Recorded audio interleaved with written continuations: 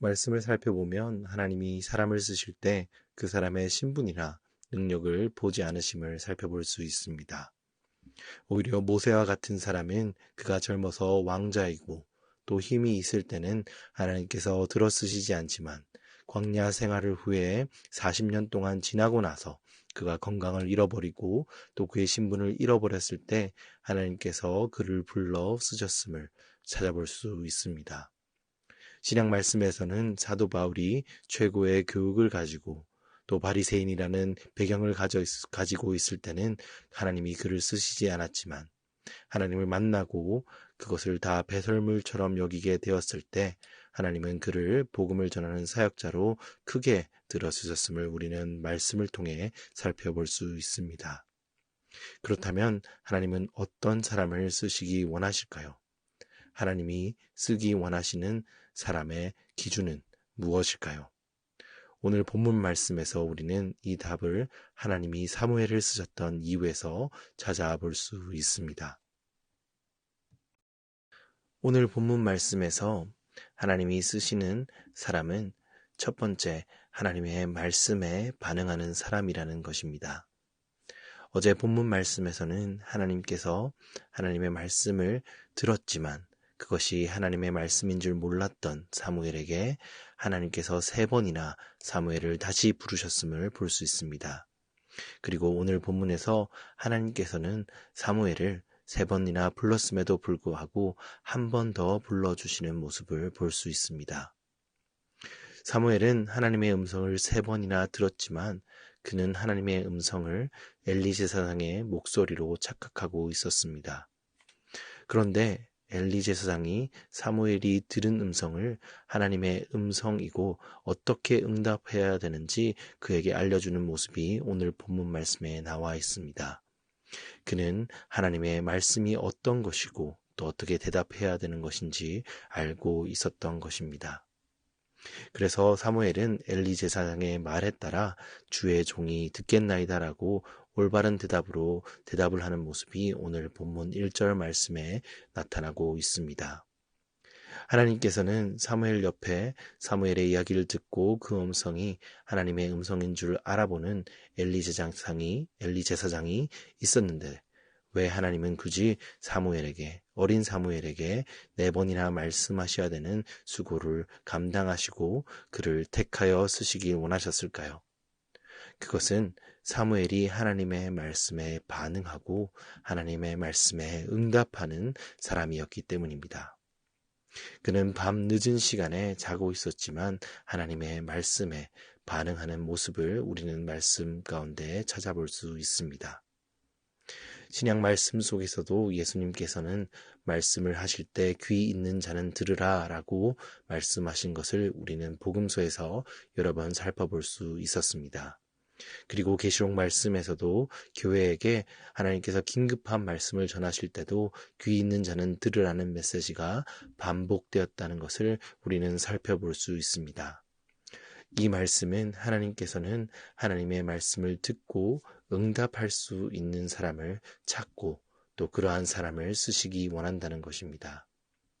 지난주 토요일 본문 말씀에서 하나님의 사람이 엘리 제사장을 찾아와 엘리 제사장과 그의 집에 하나님이 내릴 벌에 대해 그리고 그들이 범하고 있는 죄에 대해 말씀하시고 있는 것이 2장에 기록되어 있습니다. 하지만 우리는 2장 말씀에서 엘리 제사장의 대답을 찾아볼 수가 없습니다. 그리고 오늘 말씀에서 엘리 제사장은 사무엘을 통해 하나님의 심판의 말씀을 듣고 선한 말씀이라고 받아들일 정도로 제사장의 책무를 다하고 하나님을 아는 사람이었지만 그 말씀을 그냥 받아들일 뿐이지 하나님의 말씀에 반응하지 않았습니다. 사무엘상은 엘리 제사장과 사무엘을 교차하며 보여주며 하나님이 찾는 사람인 사무엘의 모습을 더욱더 드러냅니다. 하나님의 말씀을 듣고 지식적으로 잘 이해하고 또 효율적으로 그 일을 처리할 수 있는 능력을 가진 사람을 하나님이 찾고 계신 것이 아닌 사무엘처럼 하나님의 말씀을 잘 알지 못하지만 그의 말씀에 귀 기울이고 또 그 기울임에 답하는 하나님과 사무엘 사이의 대화를 하나님 인격적인 반응을 하는 그러한 사람을 하나님은 찾고 계신 것입니다. 오늘날 하나님께서 찾는 사람도 이러한 사람일 것입니다. 말씀을 많이 알고 지식적으로 많이 준비되어 있는 그 사람을 하나님께서는 찾으시지 않습니다. 하나님의 일을 할 재력이나 능력을 가진 사람을 하나님이 찾으시는 것이 아닌 하나님의 말씀을 통해 주시는 일들, 삶에 주어지는 문제들, 그리고 공동체 가운데 해결해야 되는 일들 가운데 하나님이 원하시는 것을 말씀을 보며 그것을 발견하고 또 그 발견한 하나님의 부르심에 대답할 수 있는 사람을, 기도로 응답할 수 있는 사람을 하나님께서는 찾고 있는 것입니다. 주일날 예배에서 말씀을 듣고 또 이배 새벽의 시간을 통해서 말씀을 듣고 내가 은혜 받았구나 라는 것에 그치고 그 이후의 삶 속에서 하나님의 메시지를 가지고 기도하지 않고 삶 속에서 반응하고 내지 않는 사람들은 일생 동안 성막에서 거하며 제사장의 책무를 다하고 하나님의 말씀을 들었으나 하나님의 말씀에 반응하고 응답하지 않았던 엘리 제사장과 그 집안의 사람들과 같은 사람인 것입니다. 사랑하는 성도 여러분, 우리의 삶 가운데 하나님의 뜻과 하나님의 말씀을 경청하고 그리고 그 말씀을 가지고 기도하며 또 그 기도를 가지고 삶 속에서 살아내는 그런 방식으로 하나님께 응답하여 낼 수 있는 사람이 되시길 주님의 이름으로 소망합니다. 오늘 본문 말씀에서 살펴볼 수 있는 하나님이 쓰시는 사람의 두 번째 특징은 하나님이 쓰시는 사람은 하나님의 말씀을 온전히 순종하며 따르는 사람이라는 것입니다. 사무엘과 엘리는 그저 같이 성막을 섬기는 제사장과 또 그를 수종되는 이의 관계보다 더 깊은 관계였습니다. 젖을 떼고부터 사무엘은 성막에서 성장하였기 때문에 엘리 제사장은 그에게 아버지요 또 스승이었습니다. 오늘 본문 말씀에 엘리 제사장이 사무엘을 아들아 라고 부르는 것을 보아 정말 둘은 각별한 사이였음을 확인할 수 있습니다. 그래서 그에게 엘리 제사장에게 심판의 말씀을 전하는 일은 쉬운 일이 아니었을 것입니다. 하나님의 말씀을 조금 숨기고 일부만 전달하고 싶은 마음이 사무엘 속에는 있었는지도 모릅니다. 하지만 사무엘은 하나님의 말씀을 가감없이 숨기지 않고 엘리 제사장에 전하였다고 오늘 본문은 말씀하시고 있습니다. 사무엘이 성막에서 자라고 있는 이 사사시대에는 하나님의 말씀이 희귀하였던 시대였습니다. 그 이유는 하나님의 명령과 가나안의 족속들의 문화를 하나님의 백성인 이스라엘 자손들이 혼합하기 시작하였던 것이었습니다. 그리고 하나님의 말씀을 내 마음의 소견대로 옳은 대로 행하였다고 사사기 마지막 말씀은 말하고 있습니다. 그리고 그 모습을 대표적으로 보여주었던 것이 엘리 제사장의 집안이었습니다.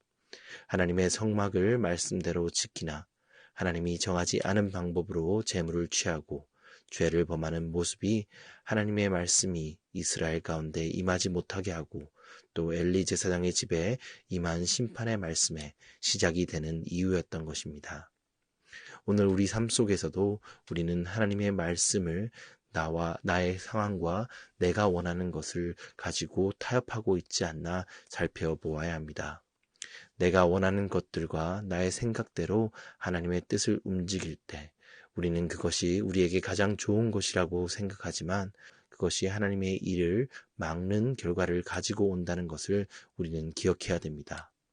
하나님의 말씀을 가감없이 온전히 순종하는 것이 하나님의 가장 적은 것이 우리의 가장 큰 것보다 크시다고 인정하는 믿음의 실천이며 고백인 것입니다.